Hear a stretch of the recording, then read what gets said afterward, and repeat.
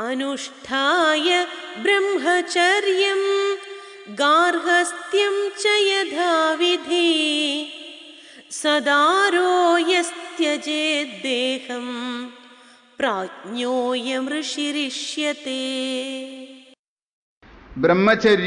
ബ്രഹ്മചര്യത്തെ അനുഷ്ഠിച്ചിട്ട് സദാരാഹ ഭാര്യായുക്തനായ യഹ യാതൊരുവൻ യഥാവിധി വിധിയനുസരിച്ച് ഗാർഹസ്ഥ്യം ച ഗൃഹസ്ഥാശ്രമത്തെയും അനുഷ്ഠിച്ച് ദേഹം ത്യജേത് ശരീരം ഉപേക്ഷിക്കുന്നുവോ അയം പ്രാജ്ഞ ഇങ്ങനെയുള്ള ബുദ്ധിമാനാണ് ഋഷി എന്ന് ഇഷ്യതേ പറയപ്പെടുന്നത്.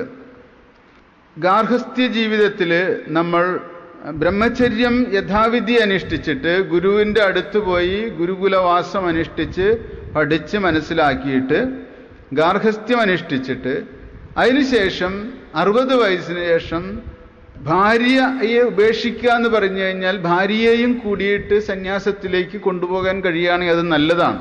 ഇന്നത്തെ ഒരു കാലഘട്ടത്തിൻ്റെ പ്രത്യേകത, ഭാര്യയെ ഉപേക്ഷിക്കുക എന്ന് പറഞ്ഞാൽ ഭാര്യ എന്ത് ചെയ്യും? ഭാര്യയും സന്യസിക്കണം. രണ്ടുപേരും സമഭാവനയോട് കൂടിയിട്ട് ഒരേപോലെ സന്യാസ മനസ്സിനെ സ്വീകരിച്ചുകൊണ്ട് അവർക്ക് വേണമെങ്കിൽ ലോകത്ത് പൂർണ്ണ സന്യാസികളായിട്ട് ജീവിക്കാൻ കഴിഞ്ഞാൽ അവർക്ക് ഈ ജന്മത്തിൽ തന്നെ മുക്തി ഉണ്ടാകും. അക്കാര്യത്തിൽ സംശയമൊന്നുമില്ല. 60 വയസ്സിന് ശേഷം സന്യസിച്ചതുകൊണ്ട് മുക്തി ഉണ്ടാവില്ല എന്ന് പറയാൻ കഴിയില്ല. അപ്പോൾ മുക്തി ഉണ്ടാകണമെങ്കിൽ ഈശ്വരകൃപ ഉണ്ടായിരിക്കണം. അവരെ ഋഷി എന്നാണ് പറയുന്നത്. അതായത് നമുക്ക് യഥാവിധി ഈ ഘട്ടങ്ങളിലൂടെ കടന്നുപോയിട്ട് സന്യസിക്കുമ്പോൾ ഋഷി എന്ന് പറഞ്ഞ യഥാർത്ഥത്തിൽ ഉൾക്കാഴ്ചയുള്ളവൻ എന്നാണ് അർത്ഥം. ഇവിടെ മുനി എന്നും പറയുന്നു.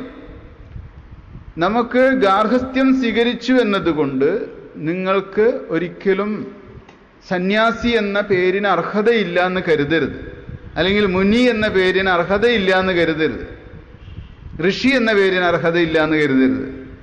പക്ഷെ 60 വയസ്സിന് ശേഷം നാം സന്യാസം സ്വീകരിച്ച് സന്യാസധർമ്മം അനുഷ്ഠിച്ച് ലോകസേവനം ചെയ്യുകയാണെങ്കിൽ നാമും എങ്ങനെയാണോ ബ്രഹ്മചര്യത്തിൽ നിന്ന് സന്യാസത്തിലേക്ക് പ്രവേശിച്ചിട്ടുള്ള ഒരു വ്യക്തി മുനിയായിരിക്കുന്നത്, അതേ ഗണനയിൽ തന്നെ പെടുന്ന, അതേ കാറ്റഗറിയിൽ തന്നെ പെടുന്ന ഒരു മുനിയായി, ഋഷിയായി നമ്മളും പ്രകാശിക്കും.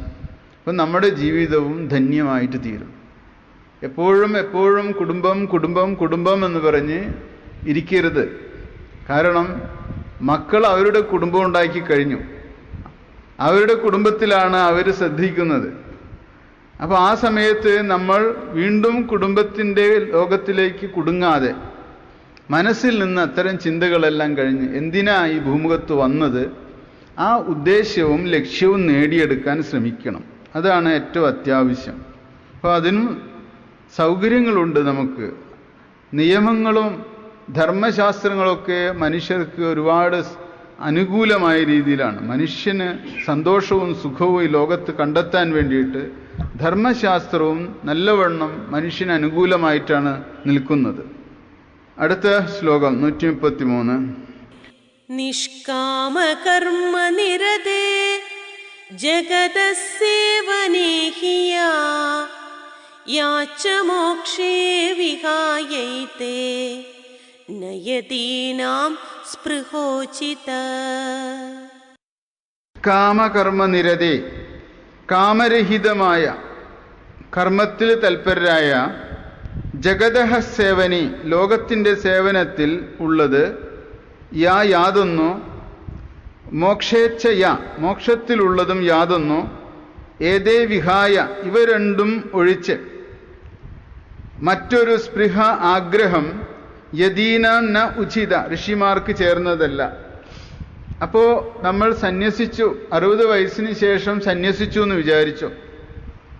അങ്ങനെ സന്യാസിയായി, ഋഷിയായി, മുനിയായി ഇരിക്കുന്ന ആൾക്ക് പിന്നീട് വിഷയകാമം ഉണ്ടാകാൻ പാടില്ല, പിന്നീട് ധനകാംക്ഷ ഉണ്ടാകാൻ പാടില്ല, പിന്നീട് ബന്ധുക്കളെക്കുറിച്ച് ഓർത്തുള്ള വേവലാതികൾ ഉണ്ടാകാൻ പാടില്ല. അവരുടെ കർമ്മം കാമരഹിതമായിരിക്കണം. നിഷ്കാമ കർമ്മം ചെയ്യാൻ പിന്നെ കഴിയണം അവർക്ക്. മാത്രമല്ല അവർക്ക് ലോകത്തിൻ്റെ സേവനത്തിൽ മാത്രമേ താല്പര്യം ഉണ്ടാകാൻ പാടുള്ളൂ. അത് ലോകത്തിൽ ഇന്ന ആൾക്കെന്നല്ല, എല്ലാവർക്കും ഈശ്വര സേവ എന്ന രീതിയിൽ നമുക്ക് പ്രവർത്തിക്കാൻ കഴിയണം. അതാണ് അവരുടെ ശ്രേഷ്ഠത വർദ്ധിപ്പിക്കുന്നത്. നിഷ്കാമകർമ്മം.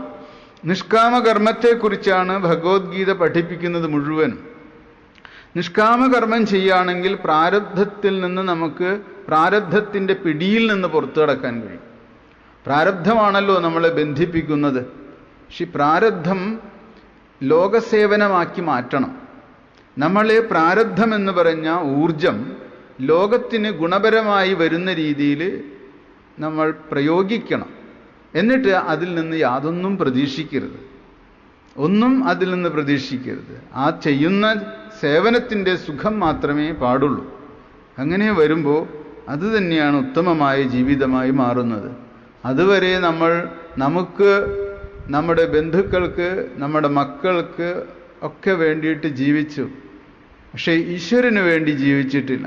ഈശ്വരന് വേണ്ടി ജീവിക്കാൻ കുറച്ചെങ്കിലും സമയം നമ്മൾ ജീവിതത്തിൽ മാറ്റിവെക്കണം. അതാണ് 60 വയസ്സിന് ശേഷമുള്ള സമയം ഈശ്വര സേവയ്ക്ക് വേണ്ടിയിട്ട്, അതും ലോകജനത്തിൻ്റെ ദുഃഖം മാറ്റാനായിട്ട് നമ്മൾ ഉപയോഗിക്കണം. ദുഃഖിതരായിട്ടുള്ള മനുഷ്യർക്ക് എന്തെങ്കിലും ചെയ്യാൻ നമുക്ക് പറ്റുകയാണെങ്കിൽ ചെയ്യണം. അതാണ് ഗുരു പറഞ്ഞു തരുന്നത് ഇതിൽ.